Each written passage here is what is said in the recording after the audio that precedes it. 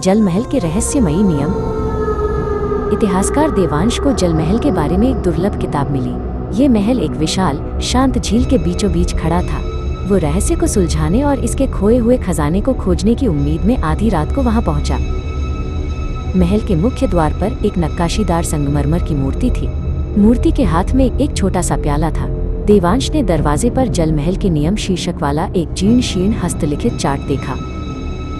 पहला नियम, प्रवेश से पहले मूर्ति के प्याले को पानी से भर दें। यदि प्याला भरते समय मूर्ति की आंख से पानी न टपके तो तुरंत लौट जाएं। देवांश ने अपनी बोतल से प्याला भरा। एक ठंडी बूंद मूर्ति की एक आंख से निकली और झील में जा गिरी। महल के अंदर की हवा स्थिर थी, वहां कोई आवाज नहीं थी। दीवार पर एक बड़ा चित्र टंगा था, रानी मंदाकिनी। रानी की आंखें देवांश का पीछा करती लग रही थीं। वो आगे बढ़ा और उस तल पर पहुंचा जो रानी का तल कहलाता था।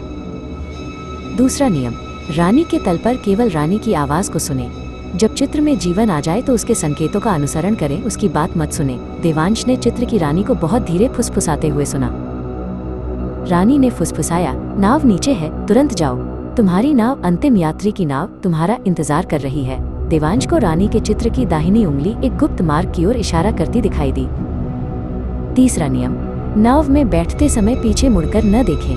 अंतिम यात्री की नाव आपको झील के पार ले जाएगी या आपको अपनी जगह ले लेगी। देवांश एक संकरी सीढ़ियों से नीचे उतरा और एक छोटी पुरानी नाव देखी जिसका नाम कबीर लिखा था। नाव के पास झील के काले पानी पर तैरते हुए दियों की एक पंक्ति दिखाई दी जो उसे महल से दूर जाने का रास्ता दिखा रही थी। ये पंक्ति स्थिर थी, मानो किसी अज्ञात शक्ति ने उसे थामा हो।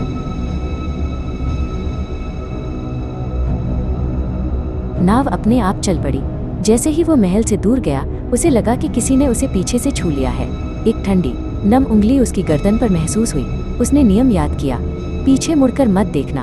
उसने अपनी आंखों को कसकर बंद कर लिया।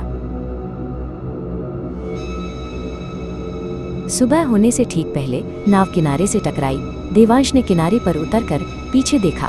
महल अब एक धुंधली परछाई था। वो बच गया था या उसे रानी ने किसी और की जगह बचा लिया था।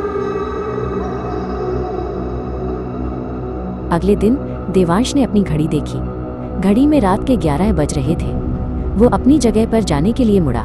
उसने दरवाजे के पास खड़े होकर अपना नया नाम खुदा हुआ देखा, अगला अमर पहरेदार देवांश।